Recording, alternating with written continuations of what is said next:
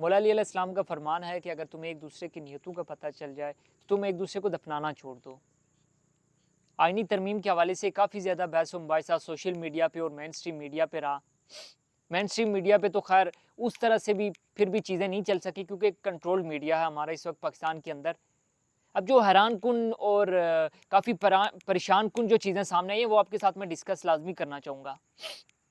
जब ये तरमीम पेश की जा रही थी और चोरी चुपके हुकूमत ये किसी की माँ पर ट्राई कर रही थी कि इस चीज़ को पेश करे और पास करवा ले। अब वो आईनी तरमीम जो कि किसी न किसी तरीके से वो बाहर आ गई, लीक हो गई, वो जो डॉक्यूमेंट्स थे वो सामने आ गए, वो हालाँकि वही बहुत ज़्यादा भयानक थे। अब हुआ क्या था असल में? हुआ ये कि जो जमीयत उलमा इस्लाम फ़े है यानी कि मौलाना फजलुर रहमान साहब की जो जमात है वो नहीं मानी, वरना ये आईनी तरमीम पेश होके पास हो जानी थी। असल में हुआ क्या? तो ये जो सेनेटर कामरान मुर्तज़ा साहब हैं, जो जमीयत उलमा इस्लाम फ़े के हैं, उनने एक हैरानकुन इंकशाफात किए हैं। वो इंकशाफात हैं क्या? उन्होंने ये कहा कि जो जिस रात ये पेश होनी थी ये कौमी असम्बली और सेनेट के अंदर, उस रात 2 बजे के करीब एक बंद लिफाफा काला लिफाफा हमारे पास आया, मौलाना फजलुर रहमान साहब के पास आया। तो हम लोगों ने जब वो लिफाफा पढ़ना शुरू किया, वो खोला और वो तहरीर पढ़ना शुरू की तो बड़ी ही हैरानकुन चीज़ें थी उसके अंदर। तो सेनेटर कामरान मुर्तज़ा साहब ये फरमाते हैं, जो जमीयत उलमा इस्लाम के बड़े ही सीनियर रहनुमा, उन्होंने कहा कि जब हमने ये पढ़ना शुरू किया तो इतने में बिलावल भुट्टो साहब आ गए। तो हमने बिलावल साहब से पूछा कि बिलावल साहब इसमें ये क्या लिखा हुआ है? इसमें आर्टिकल ये 8 का ज़िक्र है, ये क्या चीज़ें?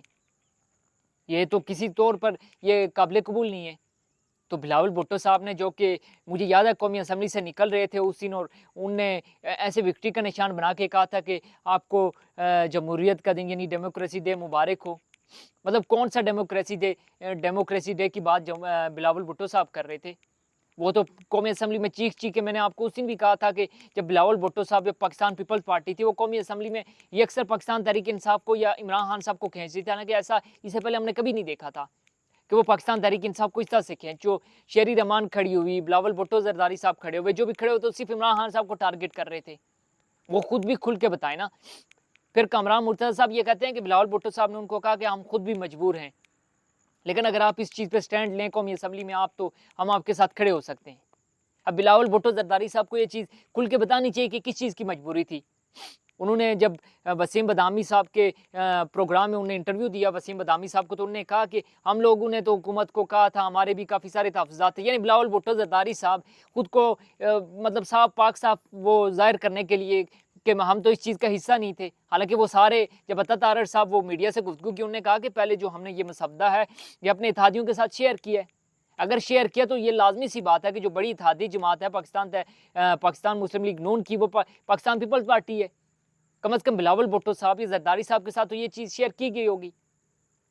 फिर जब ये कहा जाता है कि एक जरदारी साहब पे बारी, तो फिर समझ आती है कि कौन लोग हैं जो जरदारी साहब को सपोर्ट कर रहे हैं। एक जरदारी साहब पे बारी वाली कोई बात नहीं। और जो बिलावल भुट्टो जरदारी साहब बड़े बात कर रहे थे कि बेनज़ीर भुट्टो साहब का साहिबा जो मरहूम है, उनका ये ख्वाब था कि आईनी अदालतें हों। ये ख्वाब उनका नहीं था, ये किसी और की ख्वाहिश थी, जो बिलावल भुट्टो जरदारी साहब जिस चीज़ से वो बात कर रहे थे। खैर बिलावल भुट्टो जरदारी साहब ने कहा कि सेनेटर कामरान मुर्तज़ा के मुताबिक कि उन्होंने कहा कि मैं तो बहुत ज़्यादा मजबूर हूँ, हम लोग मजबूर हैं, हम भी नहीं चाहते, लेकिन हम क्या करें, पास तो करवानी है। मतलब हद है इस चीज़ की कि आप जो 24 करोड़ अवाम है, 25 करोड़ अवाम है, उनकी ज़िंदगी से खेल जाओ, या फिर सिर्फ एक स्पेसिफिक जमात के लिए जो पाकिस्तान तहरीक इंसाफ, जो मानने वाली बात है, ग्राउंड रियलिटी है। स्पोर्ट की बात नहीं कर रहा कि मैं कोई पाकिस्तान तहरीक इंसाफ का हमायती और मैं कहूँ कि ये ग्राउंड रियलिटी है कि पाकिस्तान तहरीक इंसाफ इस वक्त पाकिस्तान की ना सिर्फ सबसे बड़ी जमात है बल्कि मकबूल तरीन जमात है। और कौमी असम्बली के अंदर उनकी जो अभी भी अक्सरियत है, मतलब उनके फार्म 47 की हुकूमत से कंपैरिजन करें तो उनकी अक्सरियत है। पाकिस्तान तहरीक इंसाफ जो है, मुस्लिम लीग नवाज हो या पाकिस्तान पीपल्स पार्टी, उससे ज़्यादा उनके अरकान मौजूद हैं कौमी असम्बली और सेनेट के अंदर। तो इस तरह की सिचुएशन में, और पाकिस्तान पीपल्स पार्टी खुद को बड़ी जमहूरी कहती है, फिर जमहूरियत किस चीज़ की रही? तो ये जो कामरान मुर्तज़ा साहब ने जो गुफ्तगू किया, उसके बाद तो काफ़ी ज़्यादा ये हैरान कुन और परेशान कुन बात है। फिर तो सोशल मीडिया पे ट्रेंड चल रहा है कि बिलावल मजबूर भुट्टो जरदारी, मतलब मजबूरी किस चीज़ की थी, फिर वो खुल के बताएं।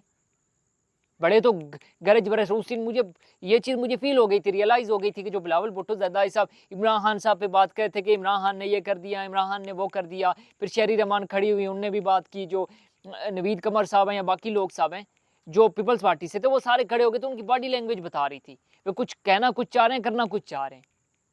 मतलब कि अल्लाह ताला का शुक्र है। और मैं कहूँगा कि मौलाना फजलुर रहमान साहब ने मेरी ज़िंदगी में, मतलब अभी तक जो मैंने फॉलो किया पॉलिटिक्स को, जितना मैं देखा, फजलुर रहमान साहब की तरफ से पहली एक बेहतर चीज़ मुझे देखने को मिली जो उन्होंने सियासत के अंदर की है। और स्टैंड लेके उनने, मैं कहता हूँ कि पाकिस्तान के जो 24 करोड़ अवाम है उनकी तर्जुमानी की है। वरना जो जिस तरह का ये मसवदा आ रहा था, या अगर ये मंजूर हो जाता तो पाकिस्तान में फिर तो बड़ा मुश्किल हो जाता। मतलब होता है कि अवाम के जो राइट्स हैं उनको तहफ़्फ़ुज़ दिया जाता है, लेकिन यहाँ तो कुछ और ही चल रहा था। बहरहाल बड़ी भयानक सिचुएशन है। मेरे ख्याल में यहाँ पे बिलावल भुट्टो ज़रदारी साहब को अखलाकी जुर्रत का मुज़ाहिरा करना चाहिए, या फिर पाकिस्तान पीपल्स पार्टी के जो लोग हैं या जो हुकूमत है वो अखलाकी जुर्रत का मुज़ाहिरा करे और सामने आके बताए क्या मजबूरी है, किस मजबूरी के तहत वो ऐसी चीज़ें।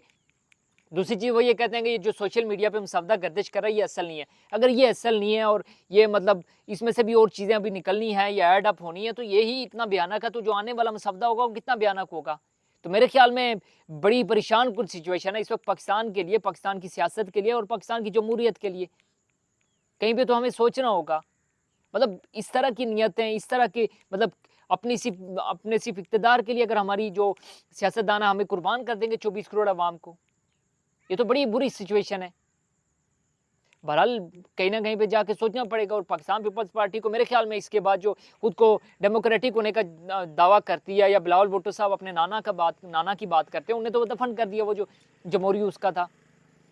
और पाकिस्तान मुस्लिम लीग नून तो पता नहीं किन मजबूरियों के तहत ये सब चीज़ें कर रही है।